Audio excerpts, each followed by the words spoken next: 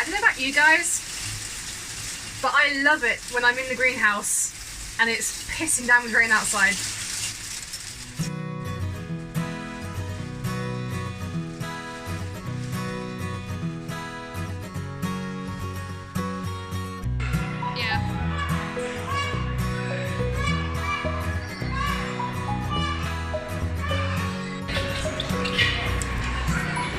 Ugly creatures, aren't they?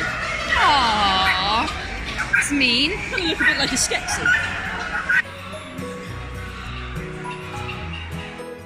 I hatched a supermarket egg. Oh wait, is that No. You can't hatch supermarket eggs, that's blatantly clickbait. Why don't you see what this lady does in her video, incubating eggs for the first time, and then I'll give you some ideas about what you should or shouldn't say. Maybe. Do you think you'd give away that I have actually no idea what I'm talking about? I have no idea what I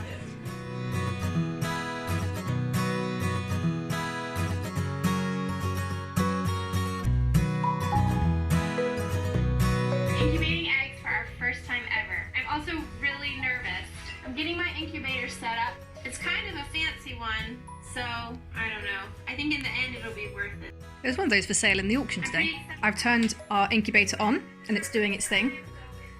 Although I just realised that we have this little hydrothermometer on the end here, which I presume is going to tell us the humidity, but it won't turn on. But we have a spare battery, so we ought to replace that before we put any eggs in it. It's probably a good idea. Oh, there is no battery in it. That's probably why it's not working. Ah, we're smart. Laura, are you going to put on some banging tunes suitable for putting eggs in an incubator? Yeah. Nice big incubator. After we put the eggs in the incubator, I'm going to be sowing some more seeds. I'll show you the seeds that we have in the greenhouse as well. Not for you, Macy Moo.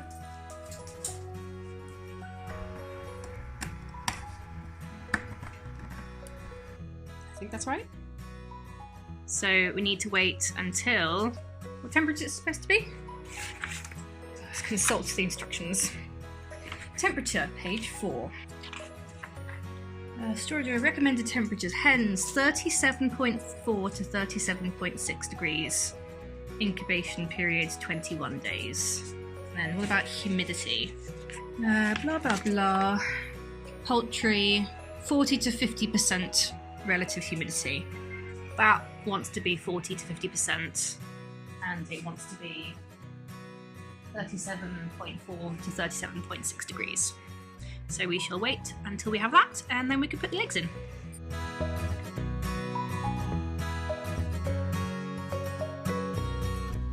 Yesterday, my Thompson Morgan perennial plug plants arrived in the post. I say they arrived in the post. Hermes, who delivered them, said that they left them in our porch when they actually meant our wheelie bin. So, thanks, Hermes. I should got some scissors.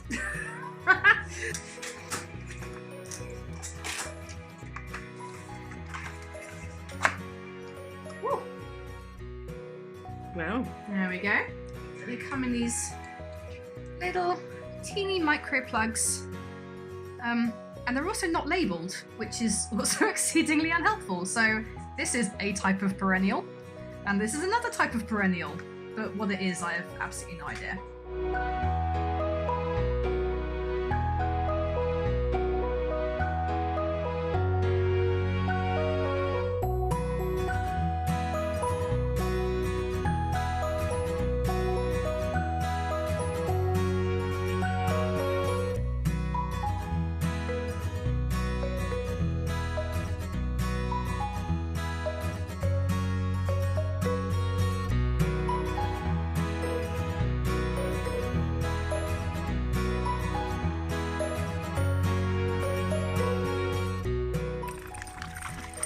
The one puddle in the entire park, and you had to go in it.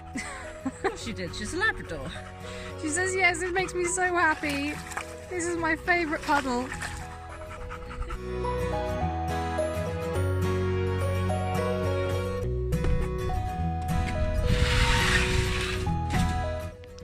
it's like a real mess in here. I've got the tree fern, which I successfully didn't kill in the first year. These are actually still last year's leaves. It's meant to die back each winter, I think, but it's been so warm this year, and I think because it's been in the greenhouse, it's been happy as Larry all through the winter. This is one of the first years I've actually remembered to grow sweet peas, which I'm doing in the much loved loo roll method. You can just start to see a little root coming out the bottom there. So these need to go out into the cold frame sometime soon, I would have thought, once they're more established here. But they do need quite long growing pots, so loo rolls or root trainers work really well. Back here are the first lot of seeds that I planted. So there's radishes here, they're just starting to get their first true leaves. You can just see the little tree leaves coming through there. And then we've got some flowers as well, cornflowers, there's lamb's lettuce, oregano, larkspur. These two sets here are actually my luffa gourds, which I bought off eBay, and they really haven't done anything at all. I mean, you can just start to see one of the luffa gourds there, and it just hasn't really done anything. Come on, focus. Focus. There. It's just not doing anything, so it's not rotting either, it's just not growing. And it's had plenty of moisture and heat in here, so I don't know what that's about. Over here we've got some Swiss chard, which I'm just starting off. Usually later on in the summer I just grow my Swiss chard straight out into the ground, but I thought I'd give it a bit of a head start by growing it indoors. And I have a Rudbeckia. I love Rudbeckia flowers. Starting off some of those, and then some beetroot bolt hardy. Again, this is the sort of thing that I would have always planted just directly into the ground previously, but so many people, however, have been talking about growing them in seed trays and then planting them out as clumps, and that doing really well, especially those who are advocates of no-dig gardening, which is what we're trying to do a lot more of this year.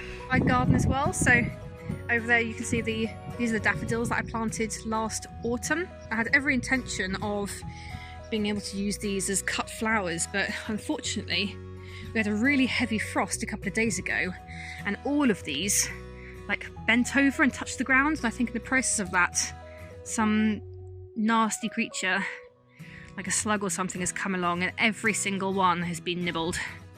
But that's okay, because the pollen's still there, so the bees are still gonna like them. Even if I don't get to enjoy them, the bees do, so you know, silver linings. Plenty of chard still. We've been eating this literally all winter, which has been great. There's even some little beetroot there. I wonder if they're new or if they're from last year. Not quite sure. This entire area was weeds and raspberry suckers as well, which I pulled up last week and took them over to the allotment. These are all the prunings from the black currant and the red currants that are over there.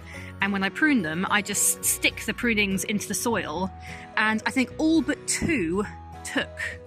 So this year I've gone from having 2 currant bushes to having about 15. So what the plan is I'm going to leave these for probably another year, and then I'm going to transplant them when they're a bit bigger and stronger.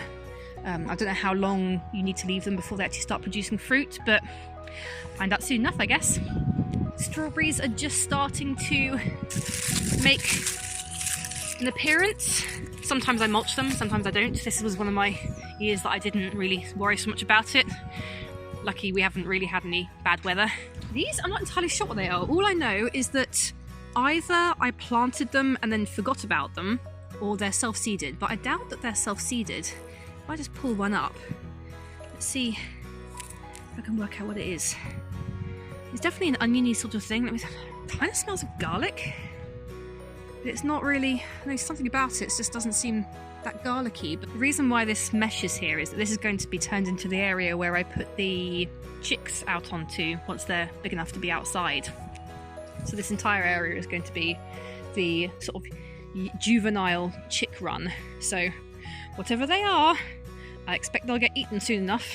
These on the other hand are my planted garlic from this year. So I planted 3 different types of garlic: elephant garlic, regular garlic and shopbought garlic. And you can see how my elephant garlic has actually been quite disappointing. So there's one there, one there. I think there's a couple down here as well. Are these elephant garlic? I think they might be, but they really haven't done that well. I mean, I'm pretty sure that was there to mark out the difference between the elephant garlic and the rest of it, so that's kind of disappointing. This is these two rows, this row here and this row here is the garlic which I bought from the garden centre, you know, that you're supposed to plant out. And then these two rows here, which are the same size, if not doing, you know, certainly doing as well as the garden centre garlic. That's actually I picked up from, I think, from Aldi. I think the difference was that I think it was these two rows worked out about costing me about £5, and these two rows cost me about 50p. Now, a lot of people say that you can't/shouldn't grow supermarket garlic. Someone said that it just won't do well because shop-bought garlic is grown in the Mediterranean and they don't like our climatic conditions, but that's not my experience. They seem to be perfectly happy. I mean, maybe it's because we've had such a mild winter, but hey ho, for 50p I was willing to give it a try. Even more interesting to see when I actually harvest everything and see what we get in terms of quantity of harvest. This is my garlic stock for the next year, so it'd be interesting to see how long the shop-bought garlic keeps in comparison to the garden centre garlic. There's some kale here. It hasn't really done very much this year. The problem is that I had a whole load more kale. This entire area was kale, but it was eaten by caterpillars pretty early on, and these were the sorts of runts of the litter back last summer, and I thought, well, if they survived the caterpillars, they deserve to stay, but I'm not sure. I think they just became a bit sort of stunted or something, or just didn't have enough time in the sun last year to really get established. But hey, they're still growing. You know, there's fresh new growth coming through there, so if it doesn't bolt, then who knows, might even get a crop out of it. The last thing I want to check out is this. Now this is some transplanted wild garlic that I put in a couple of years ago, that I just found in a hedgerow, a small clump of it, about that big. And I planted it up, and now this entire area, because it's quite shaded and wet, the garlic is doing really, really well. And even though you don't get a huge crop out of it, it's starting to spread throughout here, and it's coming to the grass, so it's getting established. I'd be quite happy if this entire area ends up being wild garlic, but apart from anything else, even though I don't get a huge harvest here, it's a good indicator of when the garlic's available in the wider environment, so I'll keep a closer eye on the local hedgerows and see if I can get some more. So that's it really, in terms of a garden update. Not a huge amount going on, but I think we've had quite enough excitement for one day. We're going to the poultry auction and everything. We've got a lot more seeds on the go, so thank you to my sister for helping me out with that. And oh, something else has happened. Is my peppers, my chili peppers, having been in the airing cupboard for about a month, finally started to sprout while I was away in Spain. So that's nice.